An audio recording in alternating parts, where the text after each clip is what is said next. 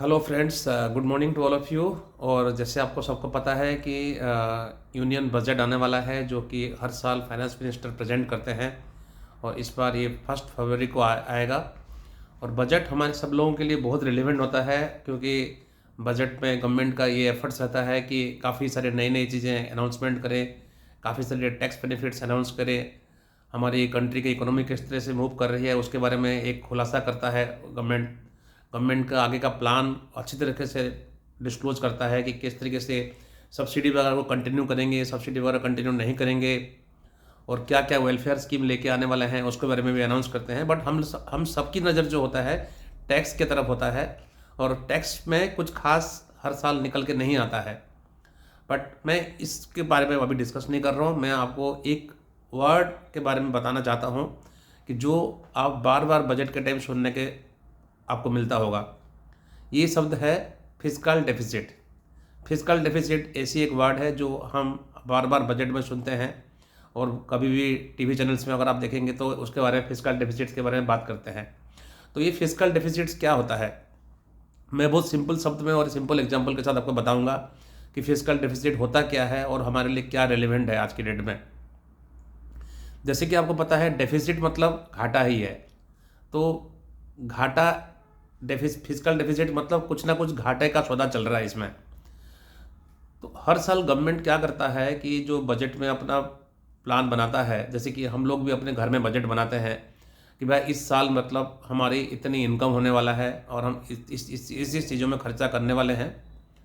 और हरदम ही कोशिश करते हैं हम लोग कि हमारी जो इनकम है उससे हमारी खर्चा कम होना चाहिए। कायदे के हिसाब से ये होना चाहिए, आप मेरी बात मानेंगे।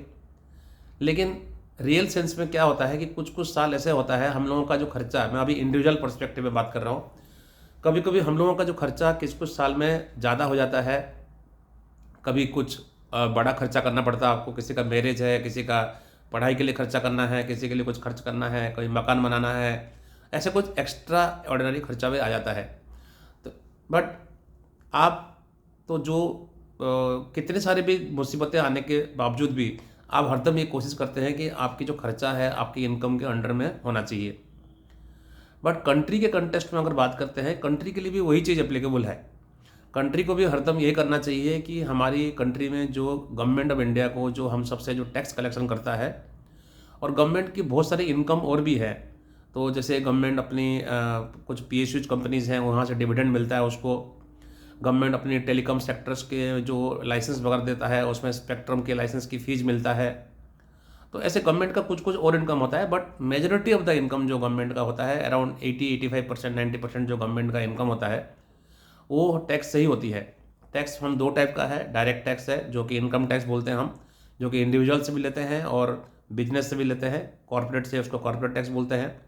और एक हमारा इनडायरेक्ट टैक्स है जो कि हमारा जीएसटी है और कस्टम्स ड्यूटी है। तो इसमें गवर्नमेंट को काफ़ी इनकम होती है और इसमें से गवर्नमेंट को खर्चा करना होता है। तो गवर्नमेंट को मोटा मोटा आप लगा के चलो कि करीब करीब जीएसटी में भी बहुत बड़ी कलेक्शंस होती है, इनकम टैक्स में भी बहुत बड़ी कलेक्शंस होती है। लेकिन गवर्नमेंट जो हर साल खर्चा करता है, जितना इनकम होता है इनका उससे ज़्यादा खर्च करता है। कैसे करेगा? तो और कितना एक्स्ट्रा खर्चा करता है? तो गवर्नमेंट अपनी इनकम से जो हर साल का टैक्स कलेक्शन होता है उससे ज़्यादा खर्चा करता है। वो सदियों से चलते आ रहा है, बहुत सालों से चलते आ रहा है। तो ये जो डिफरेंस जो है, मान लो गवर्नमेंट का जो कलेक्शन है सपोज करो 25-30 लाख करोड़ है, और गवर्नमेंट उसमें से करीब करीब 34-35 लाख करोड़ का खर्चा का प्लान बनाता है, तो इसका मतलब 5 लाख करोड़ का डेफिसिट हो गया गवर्नमेंट का। तो इसको हम डेफिसिट बोलेंगे कि 5 लाख करोड़ का डेफिसिट है, आप लगा के चलिए। तो गवर्नमेंट हर साल बजट में क्या प्लान करता है कि जो फिस्कल डेफिसिट है, आपको मैं ये चीज़ बताना चाहूँगा। फिस्कल डेफिसिट जो है हर साल गवर्नमेंट अपनी जो कंट्री का जो जीडीपी है तो उसी से कंपेयर करता है, और जीडीपी से एक परसेंटेज के हिसाब से कैलकुलेट होता है। तो जैसे कि फाइनेंशियल ईयर 2022 में 6.8% का हमारा जो फिजिकल डेफिसिट का एस्टिमेट था। फिर बाद में रिवाइज करके उसको ना 6.9% हमारा फिजिकल डेफिसिट हुआ। तो अगर हम अपनी कंट्री का जीडीपी अगर हम 3100 बिलियन बोलेंगे, 3100 बिलियन डॉलर, तो उसका आप करीब करीब 6.8% कैलकुलेट कर लीजिए। तो उसी अमाउंट के करीब करीब आपका डेफिसिट कंट्री में है। अभी हमारा जो फाइनेंशियल ईयर 23 के लिए जो गवर्नमेंट का प्लान है तो वो भी करीब हमारा 6.4% है, जो कि 16,60,000 करोड़, 16,60,000 करोड़, ये जो 6.4% मैं आपको बोल रहा हूँ, इस 16,60,000 करोड़ गवर्नमेंट का घाटा है। मतलब गवर्नमेंट जितना कलेक्शंस करता है उससे ज़्यादा खर्च कर रहा है हर साल। तो कितना ज़्यादा खर्च कर रहा है, कितना ज़्यादा खर्च करने का प्लान है, वो पहले से ही प्लान कर रहे हैं कि हम ज़्यादा खर्च करेंगे कलेक्शन से। तो ये जितने भी घाटा है ये गवर्नमेंट बोरोइंग करता है, गवर्नमेंट बोरोइंग करता है, पब्लिक बोरोइंग करता है और बोरोइंग करके ही उसको फाइनेंस करता है। तो इसको कंट्रोल करने के लिए बहुत दिनों से एक एक्ट भी लेके आए थे 2003-4 में, physical responsibility and budget management act करके एक एक्ट लेके आए थे कि हम धीरे धीरे इस फिजिकल डेफिसिट्स को हम कम करेंगे करके। बट अनफॉर्चुनेटली वो कम नहीं हो पाया। बीच में ये 3% 4% तक भी आ गया था फिजिकल डेफिसिट का जो परसेंटेज जो है as compare to GDP. But अभी जो है आज की डेट में 6.4% 6.5% हमारा डेफिसिट चल रहा है। तो जो कि क्यों होता है, बिकॉज गवर्नमेंट अपनी पॉपुलैरिटी के लिए अपनी काफ़ी सारी वेलफेयर स्कीम्स लगा रखा है, मनरेगा बोल रहे हो, फूड सब्सिडी आपको दे रहा है और बहुत सारे सब्सिडी गवर्नमेंट दे रहा है। इसी के लिए गवर्नमेंट का बर्डन जो है बढ़ जाता है। और इस साल तो गवर्नमेंट का इलेक्शन ईयर है और 9 स्टेट में इलेक्शन है इस बार।